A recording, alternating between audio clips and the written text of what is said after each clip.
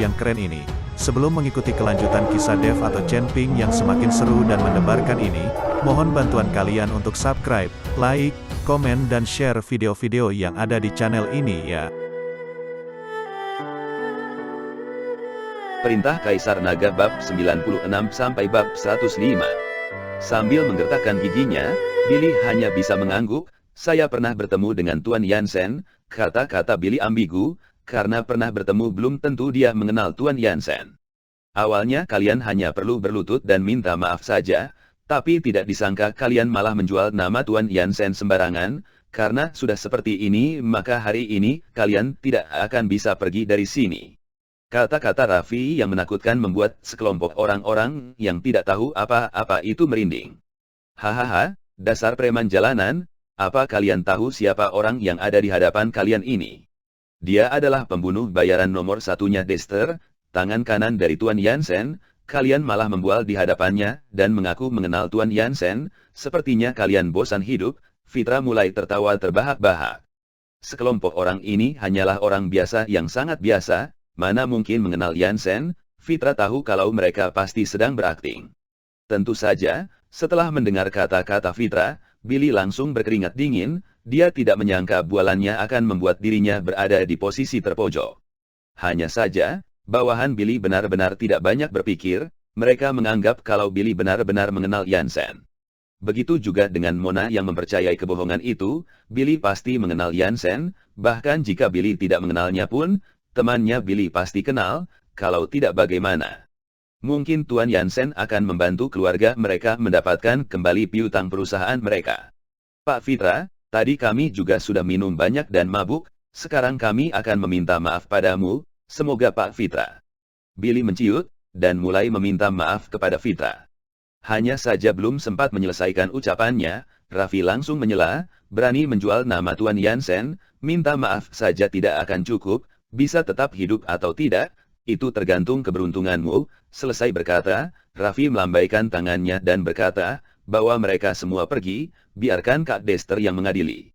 Segera, belasan preman berwajah sangar itu langsung mengepung mereka, membuat Billy, Mona dan yang lainnya terkejut setengah mati. Rico yang ada di pojok ruangan juga ketakutan hingga sekujur tubuhnya gemetaran, celananya basah, dan kedua tangannya mencengkram erat lengan baju Dev. Dia hanyalah seorang mahasiswa baru, belum pernah melihat kejadian seperti ini, dan sekarang dia sudah sangat ketakutan. Melihat Rico ketakutan hingga seperti itu, Dev menepuk-nepuk pundaknya dan berkata, tenanglah, tidak akan ada masalah. Segera, mereka dibawa pergi menuju ruangan Dexter. Saat ini Dexter sedang menyipitkan matanya dan menikmati pijatan sekretarisnya, dan saat melihat Raffi kembali dengan sekelompok bocah-bocah, dia mengernyitkan keningnya dan berkata, Raffi, untuk apa kamu membawa sekelompok bocah ini kemari? Kak Dexter, mereka adalah orang yang memukuli bawahannya Pak Fitra. Raffi berkata, saya kan sudah menyuruhmu mengurusnya, kenapa malah dibawa ke ruanganku? Wajah Dexter terlihat tidak senang. Kak Dexter, bocah ini berkata kalau dia mengenal Tuan Yansen, dan sangat akrab dengan Tuan Yansen, maka saya membawanya kemari untuk Kak Dexter adili. Raffi sibuk menjelaskan. Apa? Dexter yang mendengarnya langsung membenarkan posisi duduknya, dan menatap Billy dengan dingin, kamu mengenal Tuan Yansen? Saya. Billy terbata-bata, teman saya mengenal. Siapa nama temanmu? Saya sudah lama ikut dengan Tuan Yansen, orang-orang yang dikenalnya, pasti saya tahu namanya. Dexter meneruskan pertanyaannya. Saat ini, Billy sudah tidak bisa menjawab, dia sebenarnya tidak memiliki teman yang kenal dengan Tuan Yansen. Dengan statusnya itu mana mungkin dia bisa mempunyai koneksi dengan Tuan Yansen. Bam! Tiba-tiba Dexter membanting mejanya dan bangkit berdiri, besar sekali nyali kalian, berani menjual nama Tuan Yansen sembarangan. Seketika, raut wajah mereka semua langsung berubah, aura dingin yang menyerang Billy juga membuatnya terlepas dari pengaruh alkohol. Dia sama sekali tidak menyangka, dia hanya pamer dan menyombongkan dirinya dengan berpura-pura mengenal Yansen. Dia tidak berniat menimbulkan masalah. Melihat respon Billy, Fitra mendengus dan maju menghampiri Billy lalu menamparnya, bukankah kamu sangat berlagak? Berani memukuli bawah aku, berani menjual nama Tuan Yansen, saya rasa kalian ini sudah bosan hidup. Tamparan Fitra membuat Billy terbangun dan kembali pada kenyataan, dia sibuk memohon ampun, Pak Fitra, saya salah, saya tidak akan berani lagi, tidak akan berani lagi. Billy yang memohon ampun juga langsung menyadarkan Mona dan juga bawahannya, mereka akhirnya tahu kalau Billy tidak mengenal Tuan Yansen, dia hanya membual. Saat itu, mereka semua mulai gemetaran, kalau Billy tidak mengenal Yansen, maka mereka mana punya dekingan. Sudah salah ya. Fitra mencibir, sekarang mengaku salah pun tidak ada gunanya lagi, kalian tunggu mati saja. Mendengar ucapan itu membuat Billy tidak tahan lagi, suara gedebuk terdengar, dia menjatuhkan diri, berlutut dan berkata, Kak Dexter, saya tidak akan berani menggunakan nama Tuan Yansen lagi, kumohon ampunilah saya. Billy mulai menangis terseduh-seduh, dalam hatinya sangat menyesali perbuatannya. Billy yang seperti ini membuat mereka lebih pucat lagi, Mona juga menatap Billy dengan tatapan kaget, entah apa yang sedang dipikirkan dalam hatinya. Melihat Billy yang berlutut dan memohon ampun, juga sekelompok anak muda yang kaget dan panik, Dexter menatap Fitra dan berkata, Pak Fitra, masalah ini berawal dari Anda saja yang putuskan harus bagaimana. Dexter sedang memberi muka pada Fitra, bagaimanapun Fitra adalah tamu VIP di KTV. Sekelompok bocah ini, kalau dibuat cacat juga tidak ada artinya, biarkan saja mereka pergi. Fitra melambaikan tangannya.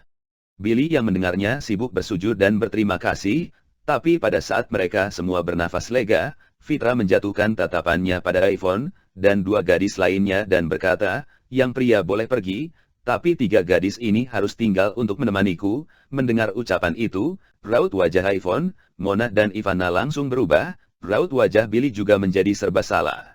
Bagaimanapun Mona adalah pacarnya, dia boleh mengabaikan iPhone dan Ivana, tapi dia tidak bisa tidak peduli pada Mona. Denny juga baru mulai menganggapnya. Pak Fitra, ini adalah pacarku, apakah saya boleh membawanya pergi? Dua orang itu akan tinggal untuk menemanimu, saya dan pacar saya juga sudah tinggal bersama selama 1 tahun lebih. Saya rasa Pak Fitra juga tidak akan tertarik, Billy berkata dengan wajah tersenyum sambil menunjuk Mona. Sebenarnya dia sama sekali tidak pernah menyentuh Mona, hanya saja dia sedang mencari cara untuk membebaskan Mona. Mona menatap Billy tapi dia tidak mengatakan apapun, karena di saat seperti ini, bisa melepaskan diri adalah yang terpenting. Tentu saja ucapan Billy membuat Fitra langsung menatapnya dengan jijik, dan melambaikan tangannya, enyahlah, dua gadis ini tetap tinggal. Billy yang mendengarnya langsung berterima kasih kepada Fitra, dan berbalik hendak pergi. Pak Billy, kamu tidak boleh meninggalkanku, kamu tidak boleh meninggalkanku. Ivana panik, dan bergegas menarik lengan Billy. Sedangkan iPhone juga panik dan menatap Dev pasrah, saat ini dia hanya bisa memohon kepada Dev, karena dia tidak kenal dengan yang lain, tidak akan ada orang yang membantunya saat ini. Ivana, kamu temani dulu Pak Fitra untuk minum, tidak akan ada masalah, saya akan kembali menjemputmu. Billy mendorong Ivana.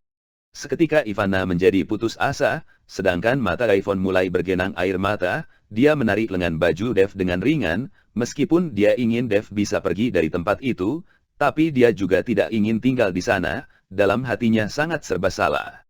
Tenang saja, saya tidak akan pergi, Dev menatap iPhone sambil tersenyum. Kak Dev, ayo pergi. Rico orang pertama yang bergegas meninggalkan ruangan, namun berbalik dan berteriak pada Dev.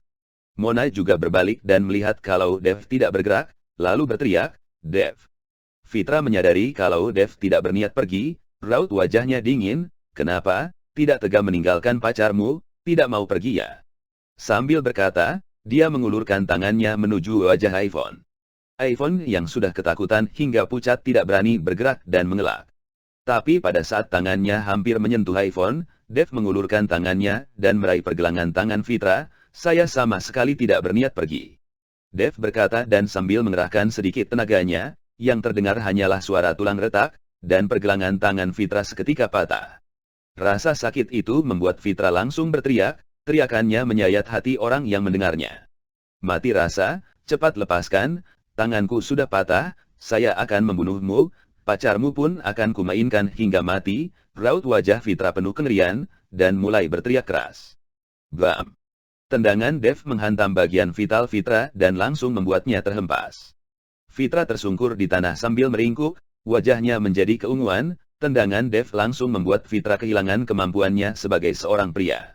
Dexter yang melihat itu langsung mengamuk, berani memukuli tamunya di hadapannya membuat Dexter merasa tidak dianggap. Bajingan, berani memukuli orang di hadapanku, bernyali juga kamu. Wajah Dexter menjadi dingin dan menakutkan, dia mengibaskan tangannya, tutup pintu itu, siapapun tidak boleh pergi. Billy dan yang lainnya yang bersiap keluar langsung dihadang, pintu ruangan itu langsung ditutup. Seketika mereka semua menunggu Dave dengan jengkel, kalau bukan Dave berlagak dan sok jago, mereka pasti sudah meninggalkan tempat itu. Dave, sialan, kamu sedang berlagak apa? Sekarang kami pun tidak bisa pergi lagi, Billy berteriak marah pada Dave. Sekarang Dave memukuli Fitra sampai seperti itu, masalah ini pasti tidak bisa didiskusikan lagi, mereka baru saja bernafas lega, tapi Dave malah berlagak demi seorang wanita, membuat mereka semua juga ikut terlibat dalam masalahnya. Dave, kamu mau mati, kenapa menyeret kami juga, benar, berlagak apa kamu? Kalau merasa jago berkelahi saja sendiri di jalanan, habislah sudah, kali ini kita juga terlibat dalam masalahnya, semua orang mulai menyalahkan Dave. Bahkan Ivana juga tidak terkecuali, meskipun dia adalah orang yang ditinggalkan, tapi sampai saatnya dia mungkin hanya perlu menemaninya minum anggur, tidak sampai menemaninya tidur, mungkin itu akan berlalu begitu saja, tapi sekarang, dia memukuli orang sampai seperti itu, sepertinya menemani tidur pun tidak akan bisa menyelesaikan masalah ini. Hanya Ivan yang menatap Dave dengan khawatir, matanya berlinang air mata, Kak Dave, maaf. Ivan tahu kalau Dave bertindak demi dirinya, kali ini bisa-bisa Dave kembali dijebloskan ke dalam penjara, bahkan mungkin akan kehilangan nyawanya. Tenang saja, tidak akan ada masalah, Dave tersenyum santai. Melihat Dave terlihat tenang membuat mereka menjadi lebih marah lagi, cacian dan kutukan pada Dave mulai terdengar. Sedangkan raut wajah Dexter menjadi semakin muram, Raffi, lumpuhkan bajingan itu. Raffi mengangguk dan mulai melangkah menuju Dave, tinjunya yang bagaikan samsak pasir mengarah kepada Dave. Kalau pukulan itu menghantam kepala Dave, pasti akan meledakkan kepalanya dalam sekejap.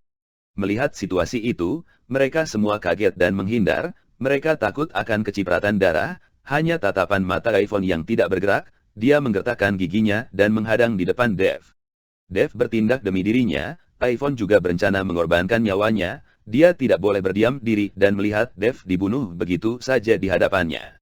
Angin kencang bertiup ke arah Ivan yang ketakutan menutup matanya, sedangkan tangannya menarik Dave dengan erat ke belakang tubuhnya.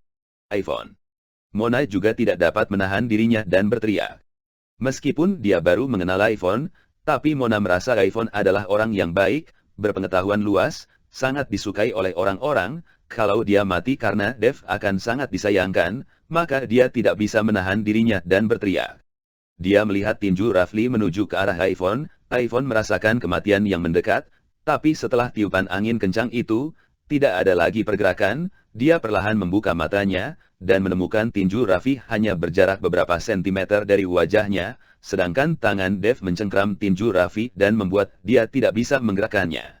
Saat itu, semua orang membelalakan matanya, mereka tidak habis pikir, sedangkan wajah Raffi juga langsung berubah, tatapannya terlihat terkejut, karena dia dapat merasakan ada aliran kekuatan besar yang terus keluar dari dalam tubuh Dave, tidak peduli sekuat apapun dia mencoba semuanya berakhir sia-sia.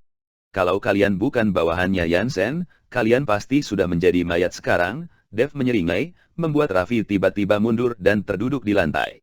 Melihat Raffi seperti itu, Dexter semakin marah lagi. Bajingan, dasar sampah, hanya seorang bocah saja tidak bisa kamu urus. Dexter menendang Raffi dengan kuat. Raffi bergegas berdiri, dan menundukkan kepalanya dengan canggung, meskipun dia terjatuh, tapi Raffi tidak terluka, Dave sedang berbelas kasihan karena bagaimanapun bisa dibilang mereka adalah bawahannya. Biarkan kami pergi, maka masalah hari ini dianggap selesai, kalau tidak, kamu akan menyesal, Dave berkata pada Dexter. Menyesal. Dexter mencibir, saya tidak pernah tahu apa itu menyesal. Selesai berkata, tiba-tiba pintu ruangan terbuka, belasan orang yang memegang parang menerobos masuk, dan langsung mengepung Dave dan yang lainnya. Tadi saat dikepung belasan orang dengan tangan kosong, Billy dan yang lainnya masih bisa mengendalikan diri walaupun wajah mereka terlihat sangat sangar. Tapi sekarang saat dikepung belasan orang yang memegang parang, Billy dan yang lainnya terkejut, seolah mereka merasakan dinginnya parang itu, beberapa di antara mereka hampir pingsan, ada yang mengompol, dan bahkan Billy sendiri juga tidak luput, celananya basah. Bajingan, percaya tidak saya pasti akan membuatmu menjadi daging cincang hari ini. Dexter berkata dengan muram. Seingatku, Yansen tidak mengizinkan kalian untuk bertarung dan membunuh lagi, menyuruh kalian untuk berbisnis sesuai aturan, tapi hari ini kamu malah mau membuat kehebohan, apa kamu tidak mau meminta petunjuk Yansen dulu? Dave berkata dengan tenang. Dexter tercengang, dia menatap Dave sekilas, setelah ragu-ragu dia kemudian berpesan pada bawahannya, perhatikan mereka, jangan sampai ada satupun yang kabur, saya akan menelpon Tuan Yansen. Selesai berkata, Dexter mengeluarkan ponselnya dan keluar dari ruangan. Melihat Dexter yang meminta petunjuk dari Yansen membuat Billy dan yang lainnya menjadi lebih pucat lagi, perlu diketahui Yansen memiliki reputasi yang buruk di kota Surau, dia adalah raja pembunuh berdarah dingin yang sadis. Kalau benar-benar menyinggung Yansen, maka mereka semua tidak akan ada yang tersisa, pada saat itu, mereka pasti akan disiksa hingga mati. Dave, dasar tidak punya otak, sekarang kami semua akan mati bersamamu, tidak akan ada satupun yang bisa keluar dari sini hidup-hidup, bisa-bisanya kamu malah menyeret Tuan Yansen, habislah sudah. Billy yang melihat Dexter pergi menelpon Yansen langsung mencaci maki Dave. Dave mengernyitkan keningnya, dia menatap Billy dengan dingin, membuat Billy seolah terjatuh ke dalam gua es dan langsung terdiam. Saya tidak mau mati, saya tidak mau mati, ayah, ayah. Mona mulai menangis. Dia terus bergumam seperti orang gila. Seketika, banyak di antara mereka yang mulai menangis, seluruh ruangan itu langsung dipenuhi oleh suara tangisan. Di sisi lain, Dexter sedang menelepon Yansen untuk meminta petunjuk bagaimana dia harus mengurus bocah-bocah itu. Biasanya, Dexter akan mengambil keputusan sendiri dan menghabisi Dave dan yang lainnya, hanya segerombolan orang biasa, kalau hilang pun tidak akan menimbulkan keributan. Tapi sekarang tidak bisa, Yansen sudah memerintahkan mereka tidak boleh bertarung dan membunuh sembarangan, Dexter hanya bisa bertanya kepada Yansen harus bagaimana. Pada saat itu, Yansen sudah tertidur, dan saat mendapatkan telepon dari Dexter dia menguap beberapa kali, Dex, sudah selarut ini, apa ada masalah di KTV? Tuan Yansen, ada beberapa bocah yang membuat keributan di KTV, mereka melukai Raffi, terlalu berlebihan, saya ingin bertanya kepada Tuan Yansen, apa mereka boleh dihabisi saja? Dexter bertanya dengan hati-hati. Bocah-bocah. Yansen mengernyitkan keningnya, siapa mereka? Apakah anggota geng naga api? Dengan reputasi Yansen di kota Surau, belum ada orang yang berani membuat onar di wilayah kekuasaannya, kecuali anggota geng naga api, bagaimanapun Stanley juga dilukai oleh Dave beberapa waktu lalu. Sekarang geng naga api sedang mencari perkara dengan Yayasan Nusantara, jadi tidak ada yang tidak mungkin.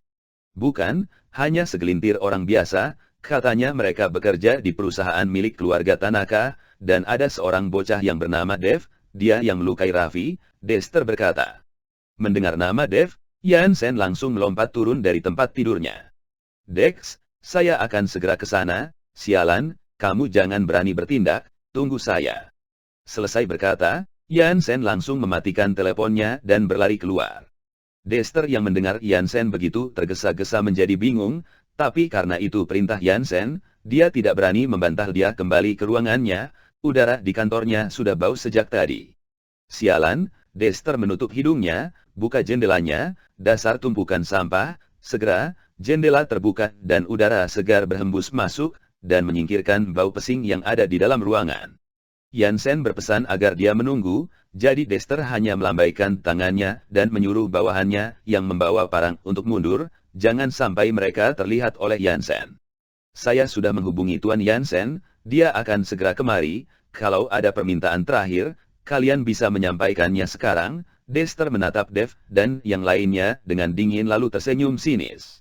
Mendengar Tuan Yansen akan datang, Billy dan yang lainnya kembali kehilangan kewarasan mereka.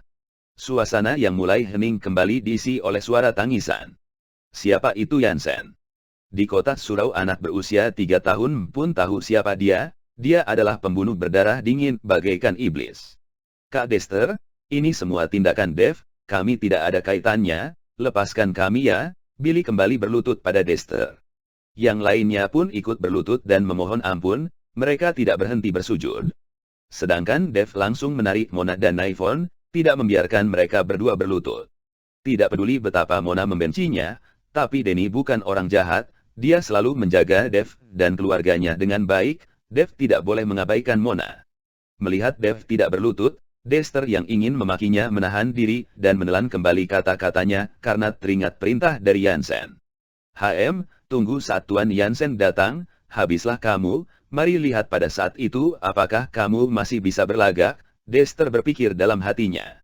Setelah menunggu cukup lama, Billy dan yang lainnya masih berlutut di lantai, kedua lutut mereka sakit tapi tidak ada yang berani berdiri, dan tetap mempertahankan posisi berlutut. Setelah 20 menit lebih, pintu ruangan tiba-tiba dibuka dengan kasar, Jansen menerobos masuk ke dalam. Tuan Jansen. Dexter segera menghampiri dan menyambutnya. Mendengar Jansen sudah datang, Billy dan yang lainnya sibuk mendongakkan kepala mereka, tatapan mereka jatuh pada tubuh Jansen yang membuat mereka terkejut dan hampir pingsan. Sangat jarang ada orang yang pernah melihat Jansen secara langsung, dan saat mereka melihatnya, aura haus darah dari tubuh Jansen membuat mereka gemetar ketakutan dalam sekejap. Jansen tidak memperdulikan Dexter, dia langsung menjatuhkan pandangannya pada Dev. Namun Dev mengedipkan matanya pada Jansen, dan Jansen pun tidak menghampirinya seolah tidak mengenalnya. Yvonne dan Mona ada di sini, kalau mereka sampai tahu Dev mengenal Jansen, maka ayah dan ibunya Dev pasti akan tahu juga. Jansen melihat Billy dan yang lainnya berlutut di lantai dan menoleh dengan wajah dinginnya ke arah Dexter, lalu menamparinya dengan keras, "Sudah kubilangkan, jangan bertindak sembarangan dan tunggu saya." Dexter yang ditampari seketika bingung, sedangkan Jansen jongkok dan memapah Billy berdiri, "Maaf, didikan saya kurang tegas, harap kalian semua dapat memaklumi." Jansen berkata lalu melihat Dexter, "Apa yang terjadi di sini?" Dexter tidak berani merahasiakannya dan menceritakan kembali seluruh kejadian kepada Jansen. Saat mendengar kalau semua ini bermula dari Fitra, Jansen langsung melirik tajam ke arah Fitra yang masih tersungkur dan meringkuk di lantai. "Tuan Jansen, saya." Fitra dapat merasakan tatapan tajam Tuan Jansen, dia menggertakkan giginya dan berusaha berdiri untuk memberi penjelasan. Patahkan kaki tangannya dan lempar keluar, dia tidak lagi diizinkan menginjakkan kaki di Royal KTV. Jansen tidak berniat mendengarkan penjelasan Fitra, dan langsung memerintahkan bawahannya untuk mematahkan kaki tangannya Fitra dan melemparnya keluar. Mendengar jeritan menyayat dari Fitra, Billy dan yang lainnya kembali ketakutan hingga mengompol lagi, keganasan dan kekejaman yang ditunjukkan oleh Jansen membuat mereka ketakutan hingga gemetar. "Semuanya, masalah hari ini terjadi karena bawahan saya yang tidak dididik dengan baik. Sebagai gantinya saya akan menggratiskan semua tagihan kalian hari ini, kalian kembalilah ke ruangan dan bersenang-senanglah, saya akan menyuruh orang untuk mengantarkan beberapa anggur baik untuk kalian," Jansen berkata sambil tersenyum. Perubahan ekspresi Jansen yang tiba-tiba membuat Billy dan yang lainnya kebingungan, entah trik apa yang sedang dimainkan oleh Jansen. Mereka tercengang dan berdiri diam pada tempatnya, tidak ada satupun yang berani bergerak. "Kalau begitu, kami berterima kasih kepada niat baik Tuan Jansen." Melihat tidak ada yang berani berbicara dan bergerak, Dev akhirnya buka suara. Sudah seharusnya, masalah hari ini diakibatkan oleh didikan saya yang kurang tegas," Jansen berkata dengan sangat rendah hati. Dev menarik Yvonne dan Mona yang sudah tercengang sejak tadi keluar dari ruangan Dexter dan kembali ke ruangan VIP mereka. Billy dan yang lainnya yang melihat ini juga berjalan kembali ke ruangan mereka bagaikan mayat. "Tuan Jansen, orang-orang ini." Tidak menunggu Dexter menyelesaikan kalimatnya, Jansen kembali melayangkan tamparan ke wajah Dexter. "Apa kamu tahu siapa Dev?" Setelah menamparinya, Jansen bertanya dengan dingin kepada Dexter. Dexter menggelengkan kepalanya, "Tidak tahu. Dia adalah penguasa kuil kita, bos langsung kita." Satu kalimat dari Jansen berhasil membuat raut wajah Dexter berubah pesat. Sebagai tangan kanan dari Jansen, Dexter tentu tahu kalau Yayasan Nusantara merupakan salah satu pintu masuk menuju kuil Naga Langit. Jansen juga pernah memberitahukan kepadanya kalau penguasa kuil Naga Langit sudah muncul. Tapi bagaimanapun dia tidak menyangka kalau Dev, yang tidak tampak hebat dari sisi manapun adalah penguasa kuil. Kalau begitu dia adalah orang yang memukuli Stanley. Dexter bertanya dengan kaget. "Kamu kira?" Jansen menatap Dexter dengan dingin, Kamu masih bisa bertahan hidup saat ini, sudah harus bersyukur dan membakar dupa untuk berterima kasih kepada Buddha. Cepat pesankan beberapa botol anggur baik dan segera kamu antarkan sendiri ke sana. Tapi ingat, penguasa tidak ingin identitasnya terbongkar. Baik Tuan Yansen, saya mengerti. Dexter yang masih gemetar bergegas pamit dan pergi untuk mengurusnya. Saat itu, Dev dan yang lainnya sudah kembali ke ruangan VIP. Suasana di dalam ruangan bagaikan kuburan. Mata mereka semua membelalak, tidak ada satu pun yang berani percaya kalau orang yang tersenyum begitu ramah kepada mereka adalah Yansen, ketua mafia yang terkenal akan kesadisannya di kota Surau. Billy tiba-tiba menampari dirinya sendiri dengan kuat, dan saat merasakan rasa sakit dia bergumam, ini nyata, bukan mimpi, bagaimana mungkin? Billy tidak mempercayai kejadian tadi adalah kenyataan. Yang lainnya juga terlihat kebingungan, tatapan mereka membelalak tak percaya. Dev, kamu kenal dengan Yansen? Mona menatap Dev dengan tatapan tidak percaya. Ekspresi Dev tadi sama sekali tidak menunjukkan ketakutan sedikit pun, dia bahkan berani memukuli bawahan Yansen, tapi Yansen sama sekali tidak marah. Mendengar pertanyaan Mona, seluruh orang dalam ruangan juga menjatuhkan pandangan mereka pada Dev. Kalau Dev benar-benar mengenal Yansen, maka apa mereka akan berakhir baik? Mereka tadi mencaci maki dan mengutuk Dev. Tidak kenal. Dev menggelengkan kepalanya. Melihat Dev menggeleng, Mona merasa lebih bingung lagi. Kalau kamu juga tidak mengenalnya, apa yang membuat Tuan Yansen begitu sungkan kepada kita? Saya tahu, pasti Tuan Yansen mengenal Pak Billy. Apa kalian tidak melihat saat Tuan Yansen masuk, dia langsung memapah Pak Billy berdiri dengan segan, seketika ada seseorang yang berteriak.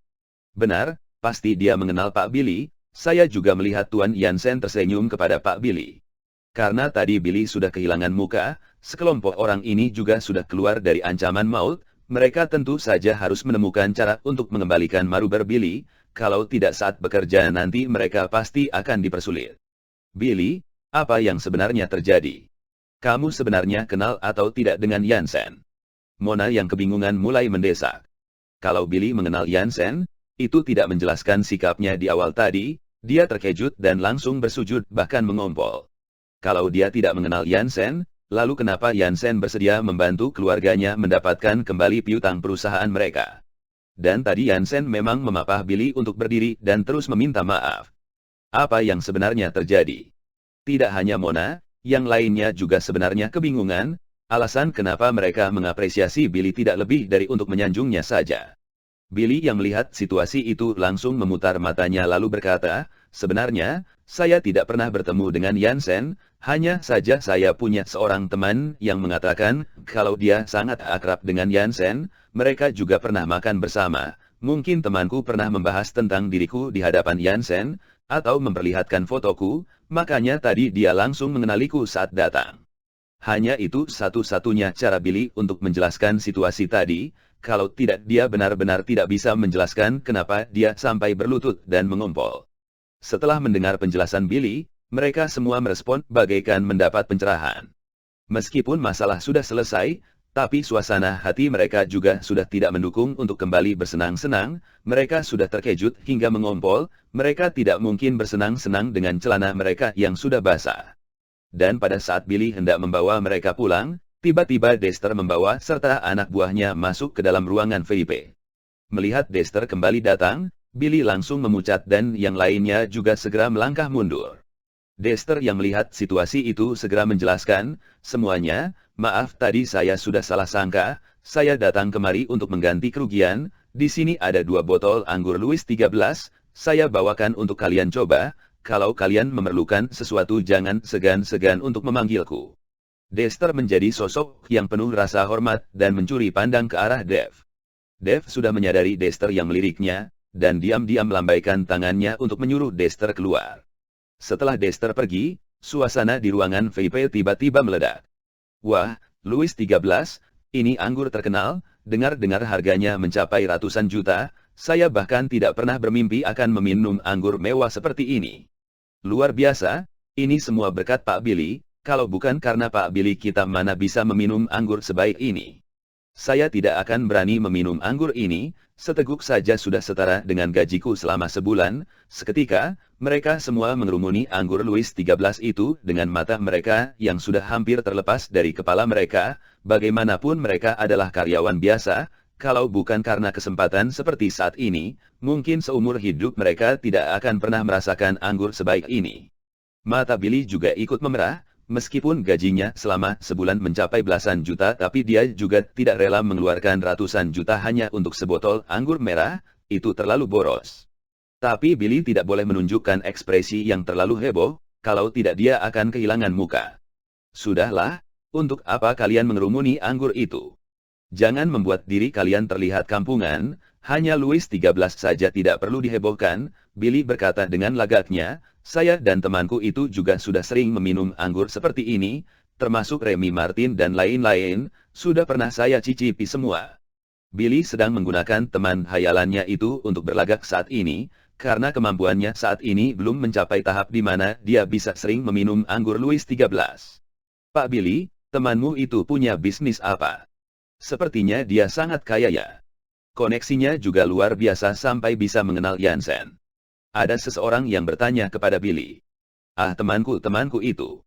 Billy terbata-bata, ini adalah teman hayalannya, dia sedang mengarang dan tiba-tiba tidak tahu bagaimana menjawab pertanyaan mendadak itu. Temanku itu punya bisnis ekspor-impor, dia sering berada di luar negeri, Billy segera menjelaskan. Dengan begitu, kalau mereka ingin bertemu dengan temannya Billy, tentu akan sulit karena orangnya selalu berada di luar negeri. Setelah mendengarnya, mereka semua langsung mengangkat dan memuji Billy dan membuat terbang ke langit 9. Setelah membuka Louis XIII, Billy menuangkannya ke dalam kecil untuk semua orang kecuali Dave. Dia saja belum membuat perhitungan soal Dave yang tadi melirik tajam padanya dan mengagetkannya. Bagaimana mungkin dia akan mengizinkan Dave untuk minum anggur sebaik ini, satu teguknya mencapai jutaan. Dave juga tidak mempermasalahkan hal itu, melihat sekelompok pria dewasa dengan bagian selangkangan celana yang basah sedang sibuk bersenang-senang bersama membuat Dave hampir tertawa terbahak-bahak. Iphone, sudah larut, ayo kita pulang. Dave berkata pada iPhone. iPhone melirik jam lalu mengangguk. Billy juga tidak peduli kalau Dave pergi bersama dengan iPhone, karena kehadiran Dave pun tidak ada artinya baginya. Mona, kamu juga jangan pulang terlalu malam, jangan membuat Paman Denny mengkhawatirkanmu. Sambil berjalan pergi, Dave berpesan kepada Mona. Mona seketika menunjukkan raut wajah tidak senang, bukan urusanmu, apa kamu ayahku, atau ibuku, atau tetuaku. Saya mau pulang jam berapapun tidak perlu kamu urus. Dave, antarkan saja pacarmu sendiri ke rumahnya, pacarku tidak perlu kamu urus, kepo sekali. Billy mencibir pada Dave. Dave juga tidak mengatakan apapun lagi, dia sudah mengingatkan Mona, tapi karena Mona tidak menghiraukannya, Dave pun tidak banyak bicara lagi. Setelah Dave dan iPhone kembali ke rumah, Melissa sedang menunggu iPhone di depan pintu perumahan. Saat melihat iPhone dan Dave pulang bersama, Melissa tiba-tiba tersenyum. iPhone, ternyata kamu pergi bersama Kak Dave ya, kenapa tidak bilang padaku, membuatku khawatir saja. Bibi Melissa, saya yang mengajak iPhone untuk menghadiri acara makan malam bersama rekan kerja. Besok saya akan membawa iPhone untuk wawancara di kantorku, Dave sibuk menjelaskan kepada Melissa. Tidak perlu dijelaskan, kalau kamu yang membawa iPhone, saya tidak akan khawatir, sekalipun kalian berdua menginap di luar dan tidak pulang semalaman, saya tidak akan mengatakan sepatah kata pun. Melissa menatap Dave dengan makna tersirat dalam matanya. Hal itu langsung membuat Dave merasa malu. Melissa terlalu terus terang. Ibu, bicara apa ibu ini? Wajah iPhone merona merah dan segera menarik Melissa masuk. Setelah berjalan 2 langkah, iPhone berbalik dan menatap Dave sesaat. Setelah kejadian tadi, cinta iPhone kepada Dave bertambah dalam. Keesokan paginya, Dave membawa iPhone pergi ke perusahaan, hanya saja meskipun sudah jam kerja, tapi tidak terlihat satu orang pun. Dave dan iPhone akhirnya menunggu setengah jam lebih, dan baru mulai terlihat karyawan yang datang satu persatu. Mata mereka semua berlingkaran mata hitam, sepertinya mereka pulang terlalu larut semalam dan membuat mereka terlambat bangun pagi ini. Bahkan Billy juga baru datang setelah jam 10 lewat, dia melangkah masuk ke ruangannya sambil menguap, dan terduduk di kursinya sambil menyeduh teh untuk dirinya sendiri. Sudah jam berapa ini? Apakah ini caramu bekerja? Dev membuka pintu ruangannya dan bertanya pada Billy. Ini adalah perusahaan milik Yuki, jadi bisa dibilang ini juga perusahaannya. Mereka datang terlambat untuk bekerja, tentu saja Dev tidak senang. Billy mengernyitkan keningnya, lalu tiba-tiba mengamuk, "Dev, kamu kira siapa kamu? Jangan lupa sayalah manajer di sini, berani sekali kamu mengurusiku, urusi saja dulu dirimu sendiri." Saat Billy berteriak, Mona membawa iPhone masuk. "Ada apa? Pagi-pagi sudah marah-marah saja. Dev ini tidak tahu diri, berani mengurusi keterlambatanku, lucu sekali." Billy menyeringal. "Dev, tugasmu hari ini adalah menagih 1/3 dari total piutang kita, kalau tidak berhasil penagihnya kamu harus lembur malam ini." Billy sedang menggunakan kekuasaannya untuk menampari Dev agar dia sadar akan posisinya, membuat Dev menyadari betapa hebatnya dia. Dev mendengus lalu berbalik pergi. Jangankan 1/3, Dev pasti akan menagih kembali seluruh piutang itu. Dia tidak suka ada orang yang berhutang padanya. Setelah Dev berjalan keluar, Mona meminta Billy untuk mengurus beberapa dokumen iPhone, dan menempatkan iPhone sebagai asistennya sendiri. Mona terlihat sangat menyukai iPhone. Sebenarnya Mona juga bukan orang yang jahat, hanya saja dia memiliki sifat seorang nona muda yang suka meremehkan orang lain, tapi kalau dilihat dari perlakuan Mona kepada iPhone, dia tidak terlihat jahat. Setelah Billy menyelesaikan dokumen kerja iPhone, dia bersandar pada kursinya dan tidur. Mereka pulang terlalu larut semalam, dan sesampainya di rumah dia harus mencuci celananya yang basah karena dikencinginya. Dia tidur sangat larut. Dan pada saat Billy sedang tidur, manajer utama perusahaan, Junior membuka pintu dan masuk. Melihat Billy yang sedang tertidur, dia langsung mengernyitkan keningnya. "Siapa yang berani masuk ke ruanganku tanpa mengetuk dulu?" Billy yang sedang tidur terbangun karena suara ribut, matanya belum terbuka tapi dia sudah memaki. Di departemen pemasaran, dia adalah rajanya, dia tidak perlu takut pada siapapun. Setelah berkata dan menyadari tidak ada yang meresponnya, Billy membuka matanya dan menemukan Junior sedang menatapnya, membuatnya terkejut dan terjatuh dari kursinya. Pak Junior, kenapa Anda kemari?" Wajah Billy dipenuhi keterkejutan. Junior sangat jarang datang ke departemen pemasaran, entah angin apa yang meniapnya kemari hari ini. Junior hanya melirik Billy dan tidak memarahinya, sebaliknya, dia menatap para karyawan melalui jendela ruangan, dan tatapan Junior terkunci pada Dev. Pada saat ini, iPhone sedang mencari Dev, dan sedang berdiri sangat dekat dengan Dev. Melihat mereka yang begitu akrab, Junior mengernyitkan kening. "Pak Billy, siapa wanita itu?"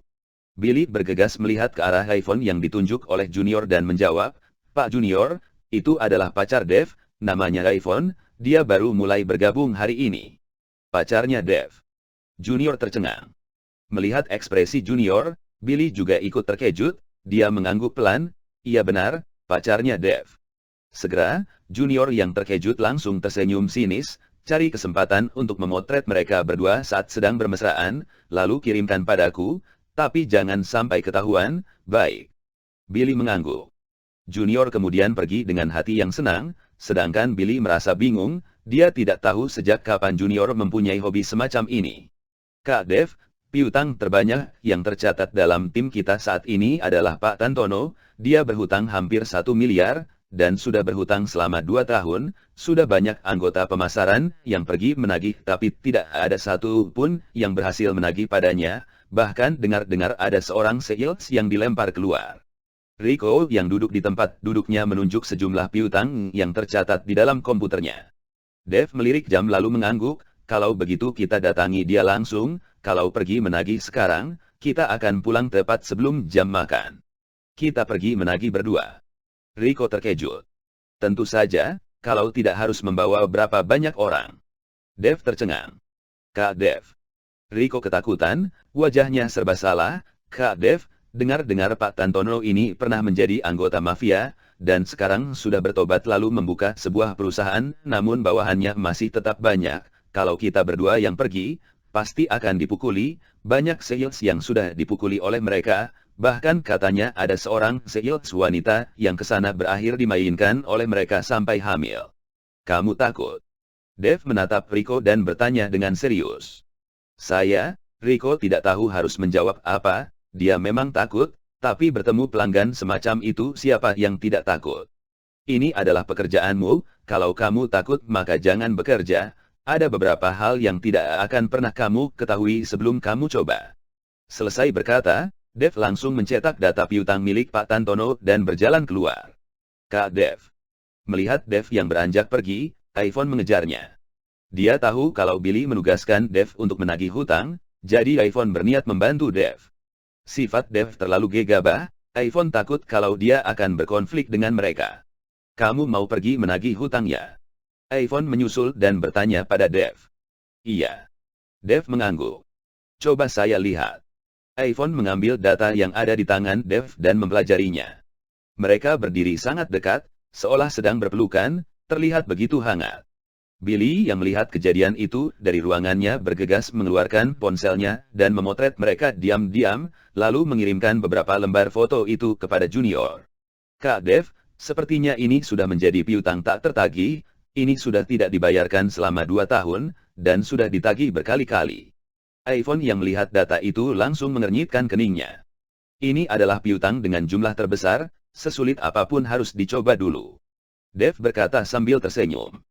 Baik, kalau begitu saya akan ikut denganmu. iPhone mengangguk. Saya pergi sendiri saja, kamu tidak perlu menemaniku. Dev berkata dan sibuk mengibaskan tangannya. Sifatmu terlalu gegabah, sebaiknya saya ikut denganmu, bagaimanapun kami para wanita lebih diuntungkan dalam penagihan hutang seperti ini, iPhone berkata sambil menarik lengan Dev dan berjalan keluar. Billy yang melihat itu kembali memotret beberapa lembar foto dan mengirimkannya lagi kepada Junior. Dan saat Dev dan iPhone berjalan keluar dari perusahaan, Rico juga menyusul Dev dan berkata, Kak Dev, kita rekan satu tim, saya tidak boleh membiarkanmu pergi sendirian, saya juga akan ikut, paling-paling kita dipukuli saja.